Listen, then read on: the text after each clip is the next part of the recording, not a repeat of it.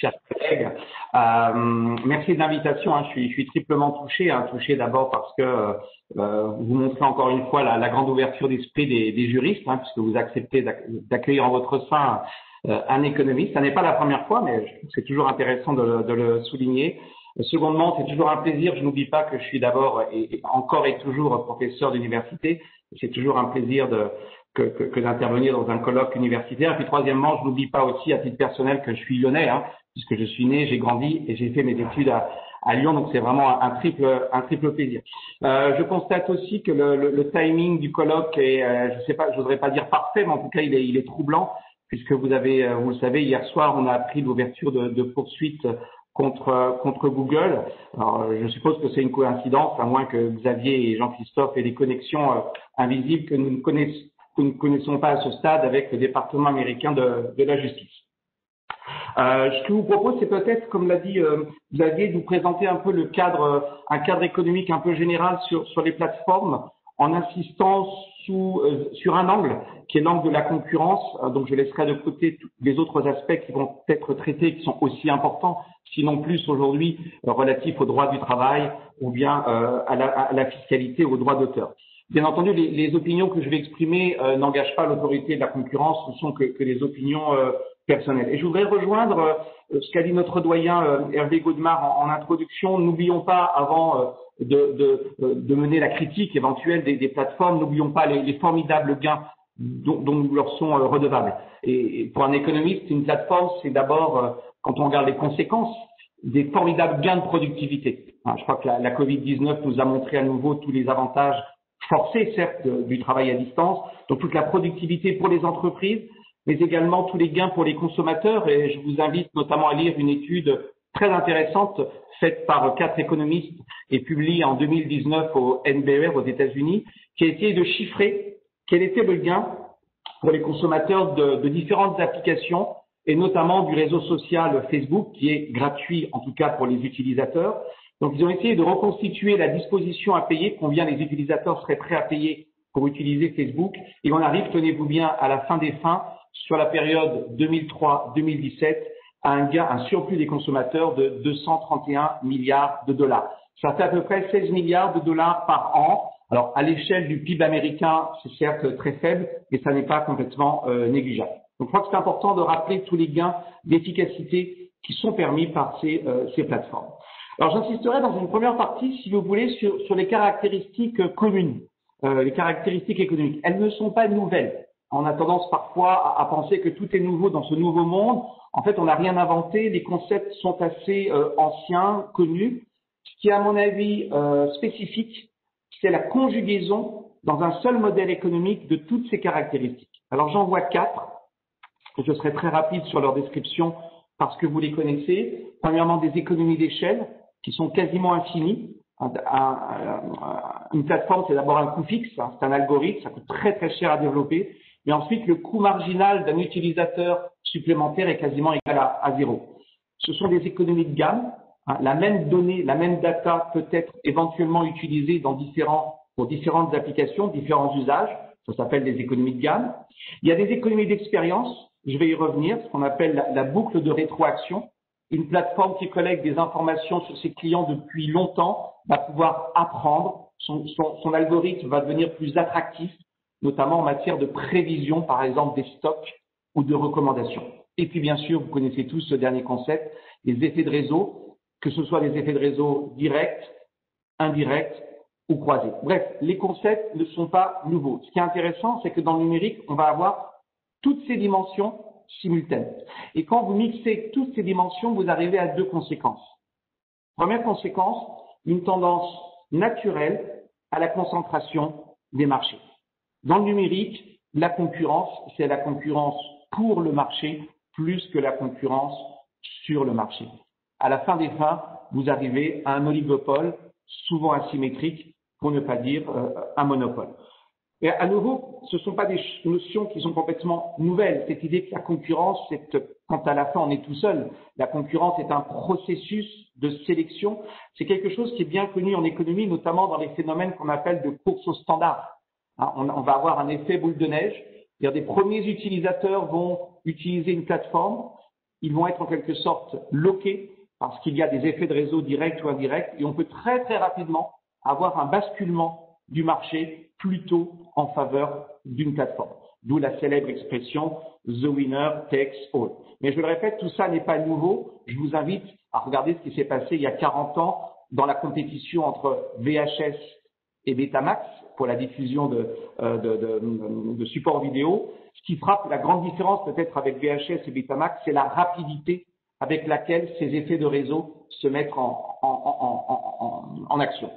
Donc, première conséquence, une concentration un peu inéluctable du marché. Deuxième conséquence, une tendance un peu naturelle à la persistance, à la résilience dans la concentration. Parce qu'après tout, on peut gagner une course et perdre la suivante qui arrive très vite. Et on voit que dans le numérique, une fois que la course est gagnée, il est assez difficile de rentrer pour une nouvelle plateforme sur le marché. Bon, pour plein de raisons, mais notamment pour une raison qui est aussi assez connue en économie, et de ce point de vue, on n'a rien inventé non plus, c'est un problème de coordination entre les utilisateurs. Supposez qu'une nouvelle plateforme arrive sur le marché de réseau social, supposez qu'elle soit supérieure qualitativement à Facebook, il y a un problème de coordination. On a tous envie d'aller sur la nouvelle plateforme, enfin, se retrouver tout seul sur une nouvelle plateforme, c'est un petit peu problématique. Il va y avoir un problème qu'on appelle en économie d'excès d'inertie. Tout le monde attend.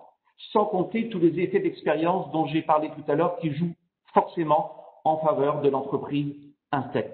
Bref, il y a des barrières naturelles à l'entrée. Ce qui ne veut pas dire qu'il n'y a pas d'espace pour une nouvelle concurrence. Simplement, cet espace est assez réduit. Mais ne disons jamais que la concurrence est impossible. Regardez, MySpace a été détrôné par Facebook, premièrement. Secondement, n'oublions pas qu'il peut y avoir de la concurrence entre les plateformes existantes sur différents marchés. Prenons le cas du marché de la publicité digitale. On a longtemps eu un duopole Google-Facebook.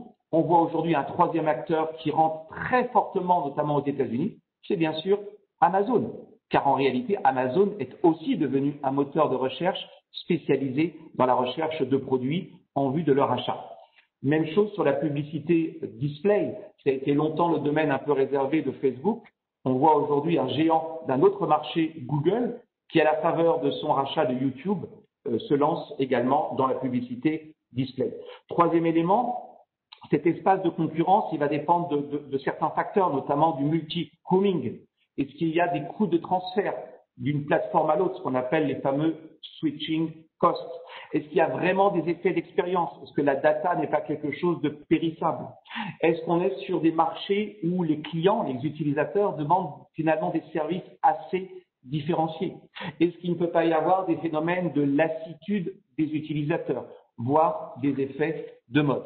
Bref, autant on est tous d'accord pour dire qu'on va avoir de la concentration et une persistance naturelle, autant il serait exagéré de dire que toute concurrence est impossible en matière de plateforme numérique. Ça, c'était mon premier point, les caractéristiques des plateformes. Deuxième point, et pour moi c'est peut-être le plus important, j'ai un petit peu de mal avec le mot de plateforme au singulier. Je crois qu'il y a une très grande hétérogénéité des plateformes. Finalement, c'est un terme un petit peu fourre-tout. Alors bien sûr, la technologie à la base est la même, le numérique, mais Google n'a franchement pas grand-chose à voir avec Netflix, qui n'a franchement pas grand-chose à voir avec Uber. Premier élément, les situations de marché ne sont pas les mêmes. Alors vous me direz que tout dépend comment vous définissez les marchés. Et si on dit par exemple qu'il y a un marché des moteurs de recherche, force est de constater qu'en Europe, en tout cas, Google a une part de marché qui est de l'ordre de 90%. On ne peut pas dire la même chose pour, par exemple, la réservation hôtelière. On a plutôt un duopole asymétrique, avec Booking qui est le leader, et puis son challenger qui est l'américain Expedia. Si on prend le commerce en ligne, on n'a pas non plus du tout la même configuration de marché. Donc attention, déjà en termes de part de marché, tout dépend bien sûr du marché pertinent, mais on n'a pas les mêmes positionnements. Deuxièmement, les forces que j'ai énumérées tout à l'heure, écho d'expérience, effet de réseau, écho de gamme, écho d'échelle, elles ne jouent pas de la même manière, elles n'ont pas la même ampleur. Prenez les effets de réseau. Twitter, Facebook, c'est quoi? C'est d'abord des effets de réseau directs. Je suis content d'être sur Facebook parce que j'ai des copains sur Facebook. L'effet de réseau indirect, il joue d'un côté. Les annonceurs sont très contents qu'il y ait des utilisateurs sur Facebook. Je suis pas sûr que les utilisateurs soient très contents qu'il y ait beaucoup d'annonceurs. Il n'y a pas vraiment d'effet de réseau croisé. Si maintenant vous regardez Uber, Uber, il n'y a pas vraiment d'effet de réseau direct. Je suis pas très content que mes amis soient sur Uber. Je suis même plutôt mécontent, puisque s'il y a plus d'utilisateurs d'Uber, peut-être que les temps d'attente seront plus longs, voire même si on veut tous prendre Uber le même jour à la même heure, il va y avoir du surge pricing et les prix vont augmenter. Même chose du côté des chauffeurs, il n'y a pas vraiment d'effet de réseau direct. Par contre, il y a un effet de réseau croisé très fort. Je suis d'autant plus content d'être sur Uber qu'il y a beaucoup de chauffeurs Uber et les chauffeurs Uber sont d'autant plus contents d'être sur l'application Uber qu'il y a beaucoup de clients qui ont l'application Uber. Donc déjà, les effets de réseau ne sont pas de même nature. Les échos d'expérience. Moi, je ne suis pas certain que les économies d'expérience soient de la même ampleur sur toutes les plateformes. Sur Amazon, il y a deux avantages à Amazon d'être là depuis longtemps. D'abord, ça lui permet d'accumuler beaucoup de data sur les clients et d'avoir un profilage très précis, notamment en termes de recommandations de produits. Mais ça permet aussi, car Amazon, à la fin des fins, c'est quand même un magasin qui vend des produits.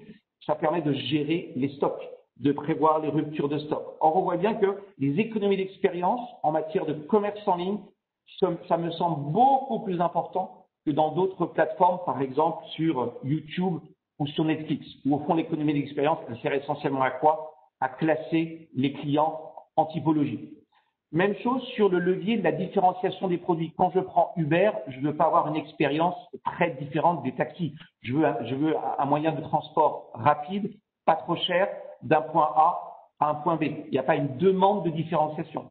Par contre, quand vous êtes sur la SVOD, certains vont préférer Netflix parce que le catalogue de titres les intéresse. D'autres prendront Disney+ parce qu'ils veulent absolument avoir des dessins animés Disney. On voit que là, il y a peut-être place pour plusieurs plateformes parce qu'il y a de la différenciation des produits. Même chose pour les réseaux sociaux. TikTok, c'est pas exactement la même chose que Snapchat, qui est pas exactement la même chose que Facebook. Si vous regardez les business models, même chose, c'est pas du tout les mêmes en termes de revenus. Google, Facebook, c'est plutôt des recettes publicitaires. Booking, c'est des commissions. Mythic, Tinder, c'est des abonnements de clients. Amazon, on dira ce qu'on voudra, ça reste quand même d'abord de la revente de produits en termes de chiffre d'affaires, peut-être pas de marge. Et Apple, on l'oublie trop souvent, avant d'être une application, avant d'être un magasin d'applications, c'est d'abord de la vente d'iPhone, d'iPad et d'iMac, c'est à peu près 80% du chiffre d'affaires d'Apple.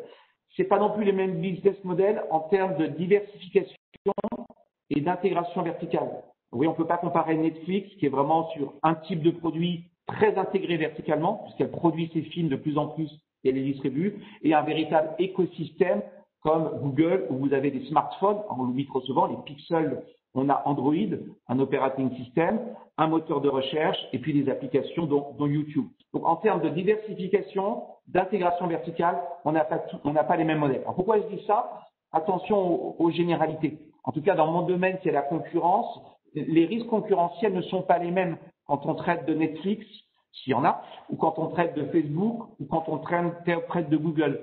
Si je prends Booking, on voit bien que le sujet qui est aujourd'hui résolu par des engagements, c'était le fait que Booking imposait aux hôteliers des accords de parité de prix.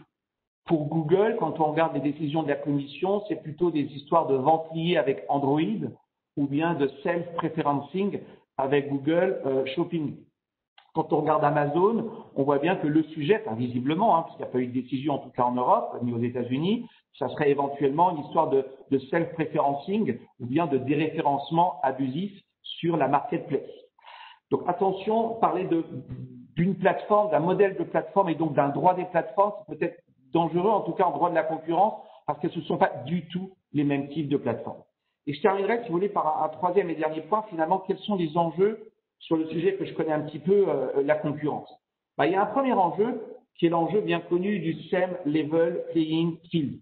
C'est le débat sur les conditions de la concurrence que certains jugent déloyales entre des plateformes numériques et les modèles existants ou préexistants qui sont souvent très régulés. J'ai nommé la concurrence entre taxi et Uber, pourquoi les uns ont une licence et pas les autres, la question du statut des travailleurs, c'est bien sûr la question Airbnb et les hôtels, notamment sur les normes de sécurité. À ce stade, je vois deux questions intéressantes. D'abord, ça pose la question du degré de concurrence entre plateformes numériques et modèles existants. Alors, vous me direz qu'il est évident que les taxis sont en concurrence avec les VTC, sans doute. C'est pas si clair pour Airbnb et les hôtels quand on regarde les études économiques. Ça dépend vraiment des catégories d'hôtels. Donc déjà, présumer qu'ils sont concurrents n'est pas forcément évident. Secondement, il y a un enjeu normatif. Est-ce que l'ambition du législateur, c'est de faire rentrer les modèles existants dans le modèle des plateformes numériques, peut-être en allégeant les contraintes qui pèsent sur elles, typiquement la licence, dans le cas des taxis, ou est-ce qu'à l'inverse, on estime que les plateformes numériques doivent rentrer dans le modèle existant au risque qu'elles disparaissent tout simplement. Le second enjeu, c'est le débat sur les conditions de la concurrence au début de la course. On a dit tout à l'heure que dans le numérique, il y a des phénomènes de course. Dans la course, tout le monde n'a pas les mêmes atouts, notamment en termes de capacité financière. C'est très important d'avoir ce qu'on appelle les poches profondes, parce qu'au fond, qu'est-ce que c'est qu'une course? C'est une guerre d'usure. C'est une guerre d'usure, on est nombreux au départ, et à la fin des fins, celui qui a les poches profondes tiendra la course. Et vous connaissez certaines thèses, notamment de l'INACAN aux États-Unis, qui estiment, je cite, je ne prends pas parti, qu'une entreprise comme Amazon se livrerait à une pratique, selon elle, de prédation, au motif qu'elle ferait durablement des pertes sur ses ventes en ligne. Même débat autour de Uber, qui, selon certains, alors c'est pas selon certains, fait objectivement des pertes depuis maintenant 11 ans, et certains estiment que ces pertes sont dues au fait que Uber préempterait le marché en subventionnant à la fois les clients, mais également les chauffeurs via le système des bonus, et au fond, elle achèterait son monopole futur. Je constate à ce stade que cette stratégie, il n'est pas évident qu'elle fonctionne. En tout cas, elle n'a pas fait la démonstration de sa rentabilité pour l'instant dans le cas d'Uber. Troisième enjeu, une fois que la course a été gagnée, il faut s'assurer que le marché reste un petit peu contestable du côté des consommateurs et du côté des travailleurs. Donc ça pose la question de la portabilité des données, du multi-homing. Alors on voit souvent le multi-homing du côté consommateur. Moi je le vois plutôt du côté travailleur, notamment pour les chauffeurs Uber. Avoir plusieurs applications, d'abord il y a un coût, il y a surtout un coût en termes de réputation puisqu'on risque de perdre tous les avantages d'être sur l'application Uber, notamment si les notations ne sont pas portables d'une application à l'autre. Attention, quand on veut donner plus de contestabilité au marché, c'est sans doute une bonne chose, mais attention d'un autre côté de ne pas trop décourager l'innovation sur les plateformes. Et vous le savez, le débat est porté aujourd'hui en Europe sur cette notion de régulation ex ante avec le fameux Digital Service Act. L'idée serait d'identifier, si j'ai bien compris, des plateformes structurantes qui jouent un peu le rôle de gatekeeper vis-à-vis des entreprises tierces. Et l'enjeu serait finalement de lister un certain nombre de comportements qui seraient autorisés ou qui ne le seraient pas. Empêcher le multi-homing, empêcher l'interopérabilité entre des produits ou des services, ou bien empêcher la portabilité des données. Et quatrième enjeu, et j'en aurais terminé, une fois que la course est gagnée, il faut surtout s'assurer que celui qui a gagné, et il n'est pas interdit d'être dominant, ne s'engage pas dans des comportements anticoncurrentiels. C'est bien sûr le rôle, vous l'avez compris, de la politique de la concurrence dans ces deux volets. Dans son volet contrôle des concentrations, vous connaissez toute la réflexion actuelle sur ce qu'on appelle, entre guillemets, les killer acquisition. Donc l'idée étant de racheter des petites entreprises, souvent qui passent sous les seuils des radars parce qu'elles n'ont pas de chiffre d'affaires. Sans incrimination aucune, je constate simplement que Google a racheté 168 entreprises depuis 2008, dont l'immense majorité est passée sous les seuils, et certains s'interrogent sur le fait que certaines acquisitions pourraient avoir pour objet et effet de faire taire peut-être un concurrent futur redoutable. Il y a aussi tout le débat sur le fait qu'une entreprise dominante sur un marché va essayer de racheter sur d'autres marchés des entreprises pour créer un écosystème. Donc là, on est plutôt dans l'effet congloméral. C'est tout le débat aujourd'hui sur le rachat par Google de Fitbit dans les montres connectées. Ça, c'est pour le contrôle des concentrations. Maintenant, pour les pratiques anticoncurrentielles, vous l'aurez compris, les plateformes numériques, ça remet au goût du jour. Enfin, ça remet pas vraiment parce qu'on l'a jamais, je dirais, laissé de côté, mais ça met au centre du jeu l'abus de position dominante. Et on va retrouver finalement des pratiques assez usuelles, parce qu'un gatekeeper, ça ressemble quand même beaucoup à la notion en droit de la concurrence d'infrastructure essentielle. On peut avoir des abus d'exploitation sous la forme de discrimination, et vous l'avez vu en France en autorité, notamment dans l'affaire Google Gib Media. Ça peut être des abus d'éviction. Ça a été la décision de la commission dans les ventes liées sur Google Android. Bien entendu, avant de traiter de ces abus de position dominante, ça impose aux autorités de redéfinir peut-être les concepts et de les adapter au numérique, que ce soit dans la définition du marché pertinent. Et je crois que Jean-Christophe va y revenir quand on est face à des marchés bifaces. Peut-être aussi la manière d'appréhender la position dominante, c'est pas seulement en termes de prix, c'est aussi en termes de données. Mais je crois que, et c'est un message assez important que je voudrais faire passer, je crois que le droit de la concurrence, c'est un droit un peu plastique. Je dirais pas mou, je dirais plutôt plastique. Et donc, cette notion d'abus de position dominante, on peut l'adapter assez facilement, quitte à créer d'ailleurs une nouvelle théorie du dommage. Et je crois que c'est ce qu'a fait la Commission européenne dans l'affaire Google Shopping, avec la notion de self-preferencing. On pourrait même imaginer, après tout, nous sommes des professeurs d'université, nous avons le droit d'être innovatifs, innovants. On pourrait imaginer, pourquoi pas, une pratique de prix abusivement bas, cette fois-ci sur le marché du travail, car vous le savez, ces plateformes se retrouvent souvent en monopsone face aux travailleurs. Et donc, vous savez, quand on est en monopsone, on peut avoir tendance à baisser les rémunérations. En tout cas, il y a un débat aux États-Unis. Et je terminerai en disant que finalement, la question qui est posée à l'antitrust aujourd'hui, c'est a-t-elle les bons instruments? Qu'est-ce qu'il faudrait changer? Alors, il y a peut-être un point d'expertise technique. Il faut sans doute renforcer les équipes techniques, comme nous l'avons fait à l'autorité de la concurrence en créant un service du numérique. Il y a l'enjeu de la rapidité de l'action. On est sur des dossiers très complexes. Et là, on voit tout l'intérêt des politiques d'engagement et des mesures conservatoires. On l'a vu en France dans l'affaire Google droit voisin. L'enjeu, c'est aussi de savoir, est-ce que le bon remède, c'est la sanction ou l'injonction à cesser? Parce que ça ne permet pas de revenir, si j'ose dire, en arrière. Est-ce qu'il faut aller vers des remèdes structurels? Alors, sans prendre position, je constate en tout cas qu'aux États-Unis, on n'hésite plus aujourd'hui, en tout cas dans le camp des démocrates, à reparler de l'arme nucléaire qu'on appelle le démantèlement, qui n'a plus été utilisée depuis l'affaire ATT en 1986, si ma mémoire est bonne. Et au-delà, je dirais, du droit de la concurrence, on en vient aujourd'hui peut-être même à réfléchir à un nouvel instrument, ce fameux New Competition Tool, qui consisterait cette fois-ci à intervenir directement sur les structures de marché et non pas sur les comportements. Donc, il n'y aurait finalement pas de constat d'infraction. Alors, c'est vrai que ça peut être choquant pour un juriste, puisque dès lors qu'il n'y a pas de comportement positif, c'est compliqué d'en déduire une infraction, mais en réalité, cet instrument existe déjà, notamment au Royaume-Uni. Il s'agit de mener des enquêtes sectorielles, les fameuses market investigations, pour mettre au jour, en fait, un dysfonctionnement qui est structurel du marché. Et je pense que cet instrument peut être utile notamment pour mettre au jour des comportements assez connus en économie qu'on appelle des comportements d'oligopole tacite collusif, qui ne peuvent pas être appréhendés par le droit de la concurrence puisqu'ils sont tacites.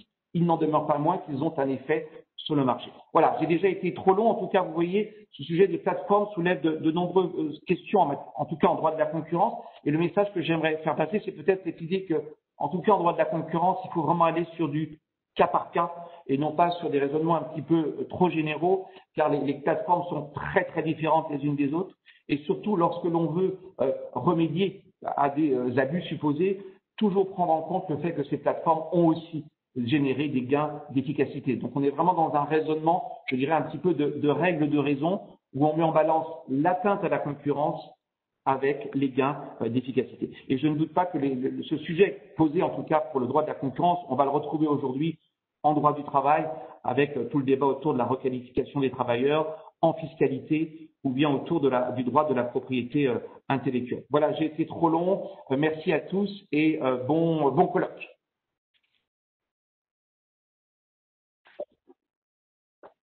Merci, cher Emmanuel Combe, pour ce brillant exposé très orienté droit de la concurrence.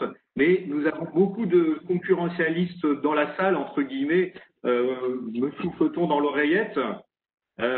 J'ai retenu une petite chose, une chose anecdotique, c'est que vous n'avez pas pu vous empêcher de parler de Tinder. Et ça, évidemment, ça n'est pas tombé dans l'oreille d'un sourd. Je crois que c'est une application qui fonctionne très bien avec Netflix au sein des universités. Voilà, c'était la petite anecdote. Ce que j'ai retenu également, et là vous ne mettez pas de l'eau à notre moulin, c'est qu'il n'y a pas qu'une seule, mais qu'il y a finalement autant de modèles qu'il y a de plateformes pratiquement, et que c'est vrai que le business model des plateformes, même s'il repose sur quelques règles communes, est finalement assez différent d'une plateforme à l'autre. Alors, ce que je vous suggère, eh bien, c'est que l'on prenne une question, voire deux, sur le chat. Alors, notre public, allez-y.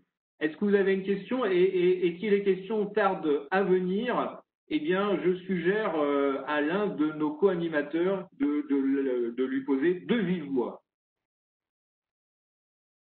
Hervé, Jean-Christophe.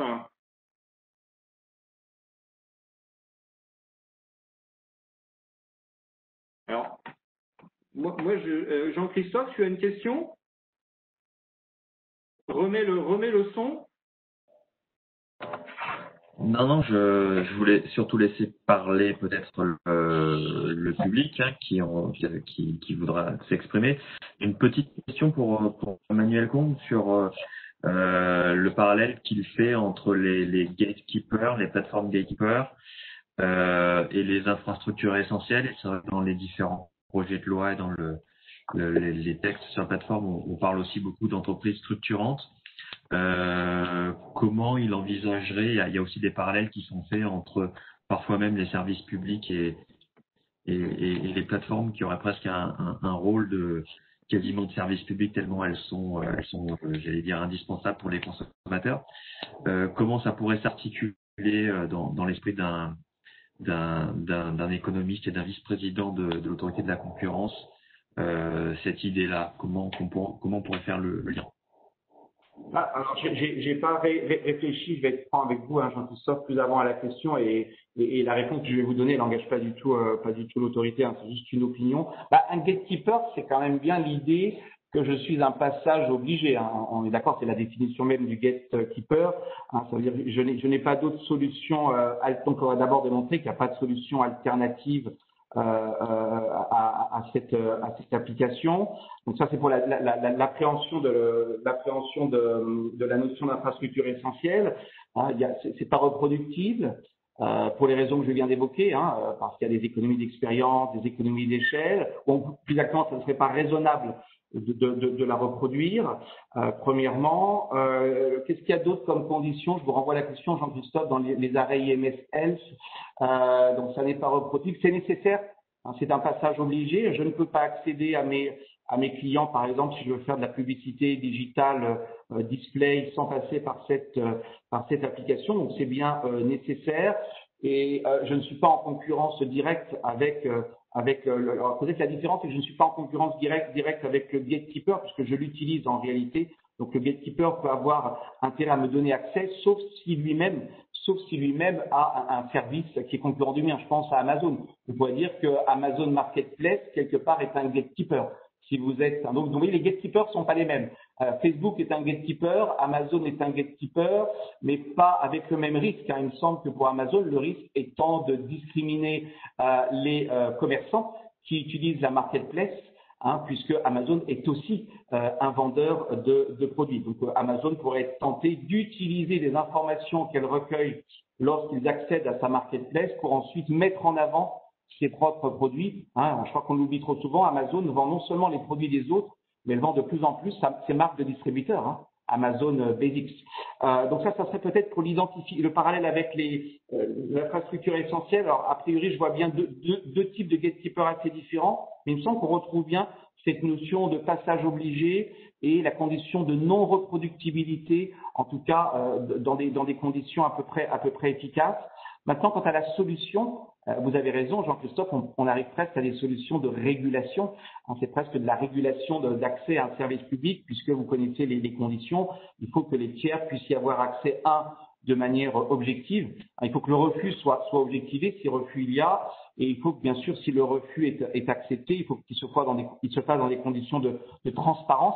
Donc, ça pose toute la question de la tarification, transparente, et puis non discriminatoire. Justifié, peut-être même orienté vers les coûts. Alors là, on serait même plus dans du droit de la concurrence, on serait quasiment dans de la régulation d'un monopole public. Donc je crois que j'ai pas réfléchi plus avant à ça, mais je pense qu'au-delà de la formule, pour moi, il y a bien un lien intuitif, en tout cas de manière intuitive, il faut maintenant travailler le sujet, mais entre gatekeeper et infrastructure essentielle, même si à ce stade, il y a au moins deux types de gatekeepers assez différents. Celui qui pose vraiment problème, me semble-t-il, c'est le gatekeeper qui est lui-même intégré verticalement, parce que son incitation à refuser l'accès est en effet différente de celle qui se dit mais de toute façon refuser l'accès au client c'est me faire mal à moi-même puisque je n'aurai pas la rémunération qui va avec. Je ne sais pas si j'ai répondu à votre question parce que j'ai pas réfléchi plus avant au sujet, mais ça me semble un point de départ. Bien, merci beaucoup. On va tester le chat et nous avons une question de Gulugo Awa. Est-ce que vous la voyez, Emmanuel? J'aimerais savoir si, selon vous, la notion de marché pertinent aujourd'hui est de nature à placer Apple dans une position de monopole sur le marché. Je réponds. Je suis désolé pour la personne qui pose la question, mais comme je ne connais pas assez bien et j'ai pas investigué le modèle Apple, ça me semble dangereux d'y répondre. Par contre, ce sur quoi je peux lui répondre, c'est sur la notion de marché pertinent qui est implicite même pas qu'implicite, qui est dans sa question. Hein. On voit bien qu'avec le numérique, vous êtes obligé de repenser la notion de marché pertinent, en particulier, ça s'applique pas tellement à Apple, ça, quand vous avez un prix gratuit. Quand vous avez un prix zéro sur une face, il est évident que quand vous voulez appréhender le marché pertinent, il faut bien raisonner sur les deux faces du marché. Hein. Sinon, vous arrivez à une aporie et vous ne pouvez pas faire le test SNP. Alors, est-ce que pour revenir comme une sur Apple et sans trancher la question à ce stade, peut-être que la question implicite de la personne, c'est de dire dès lors qu'on est dans des écosystèmes fermés, est-ce qu'on pourrait considérer que Apple est en position de monopole sur son propre marché ex post?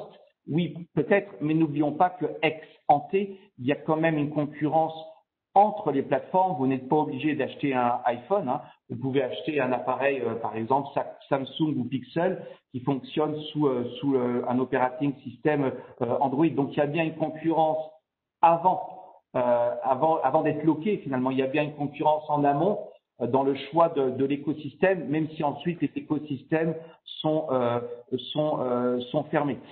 Et je vous rappelle qu'en théorie économique, s'il y a une forte concurrence en amont entre les écosystèmes, alors le consommateur finalement est éclairé. Toute la question est de savoir est-ce que le consommateur anticipe quand il rentre dans un écosystème toutes les conséquences de son choix, en particulier s'il y a des phénomènes de subvention croisée. En clair, je vous invite à rentrer dans mon écosystème en vous offrant un produit. Et puis une fois que vous êtes loqué dans l'écosystème, vous devenez un petit peu prisonnier. Et c'est un peu une pirouette pour ne pas répondre à Apple. Je vous invite j'invite cette personne à aller regarder toute la littérature très intéressante. Il y a eu des décisions d'ailleurs au niveau européen, au niveau de l'autorité de la concurrence, typiquement sur les biens systèmes. Hein, typiquement une imprimante et une cartouche. Hein, une fois que vous avez acheté une marque d'imprimante, avant l'arrivée des cartouches génériques, vous étiez finalement un petit peu prisonnier. Et la réponse que donnaient les autorités, c'est OK, vous êtes prisonnier de votre écosystème. Enfin, personne ne vous a obligé ex ante à acheter une imprimante de marque Epson. Or, comme il y a une concurrence assez forte en amont sur le choix des imprimantes, dès lors que vous intégrez le coût des cartouches, on ne peut pas parler véritablement de position de monopole sur le marché. Donc, attention à bien distinguer ex ante et ex post. Voilà, mais je m'avancerai pas plus sur le cas d'Apple. C'est quand même très très compliqué, surtout qu'Apple est un écosystème, vous le savez, avec du hardware. On l'oublie trop souvent, c'est d'abord du hardware, le business model et la force d'Apple. Et c'est à partir de ce business model hardware, qui a rien d'une plateforme, qu'elle a développé une sorte de gatekeeper sur sa plateforme, qui est en réalité les applications sur l'App Store. Merci Emmanuel. On va prendre rapidement une dernière question, en fait, d'un de vos collègues de l'autorité de la concurrence de Nouvelle-Calédonie, Lee Luge, que vous connaissez bien, qui concerne les données. Est-ce que vous avez un avis sur l'obligation de partager les données avec un concurrent nouvel entrant sur le marché? Est-ce un remède envisageable dans l'avenir? Et après, on prendra d'autres questions dans le chat à la fin de la partie. Oui, je répondrai dans le chat. Merci de ces questions de mon collègue. Moi, je suis toujours très partagé. Hein. On revient au principe de proportionnalité. Hein. Attention toujours en économie à bien doser. D'abord, de quelles données on parle? Est-ce que c'est des données personnelles? Il me semble que, par définition, on peut partir avec ces données personnelles. Hein. Après, est-ce que c'est des données plutôt des données d'usage? Là, ça devient peut-être plus compliqué. Et en tout cas, il faut mettre en balance. Attention, en économie, il faut toujours mettre en balance le gain à court terme. C'est sûr que vous favorisez l'entrée d'un nouvel entrant, mais vous réduisez quand même à long terme les incitations à créer un nouveau business model efficace, puisque au fond, c'est quoi le secret d'un business model efficace? C'est l'algorithme. Or, l'algorithme, c'est bien la manière de… Imaginez qu'un client veut partir avec sa playlist de Spotify. On pourrait dire, la playlist de Spotify, ça m'appartient, ainsi que les recommandations. Oui, en même temps, toute la force de Spotify, c'est pas seulement d'agréger des millions de titres, c'est surtout de proposer en permanence des playlists dont il semblerait qu'elles soient assez efficaces, puisque très souvent, on appuie sur la playlist recommandée. Donc, dire à un nouvel entrant, tu as le droit finalement de partir avec des éléments très intrusifs, très détaillés en termes de données d'usage, est-ce que c'est pas remettre en cause tous les investissements qui ont été consentis par Spotify? Donc, je suis un petit peu partagé. Ça dépend un peu, toujours pareil, hein, où est-ce qu'on met le curseur? S'il s'agit juste de transférer son compte avec sa carte bleue pour aller sur ça c'est déjà le cas, hein, c'est pas très très compliqué, mais attention à ne pas aller trop loin. Ce que vous gagneriez en concurrence par le nombre, vous le perdriez en gain d'efficacité. Car n'oublions jamais qu'un algorithme, ça coûte très très cher. Je ne prends pas la défense des GAFA, je dis simplement quand vous regardez quelles sont les entreprises qui investissent le plus en R&D dans le monde, vous prenez la liste des 10 plus grosses entreprises, c'est dans deux secteurs, c'est la pharmacie et c'est les géants du numérique. Il y a peut-être une raison à cela. On parle bien de recherche-développement. Un algorithme, c'est très coûteux et le secret de l'algorithme, c'est quand même de la classification, c'est quand même de la recommandation, c'est quand même cette capacité à adresser le consommateur de manière très personnalisée. Si on dit ensuite au consommateur, tu peux partir avec ton historique depuis 10 ans, quelle est la rentabilité de mon investissement? Je ne suis pas juriste. Pour moi, ça se rapproche presque d'une forme d'expropriation. Hein. Donc, ça pose une question de qui appartient de la propriété intellectuelle. Voilà, mais je m'avance pas trop sur ce sujet parce que d'abord, j'ai pas la chance d'être un juriste. Et je pense que ça pose vraiment des problèmes de droit de la propriété intellectuelle. À qui appartiennent les données? Les données personnelles, ça me semble évident. Il n'y a pas que des données personnelles. Hein, il y a aussi l'agencement de ces données, le traitement de ces données. Et c'est bien ça, la force et la valeur, en réalité, d'une application.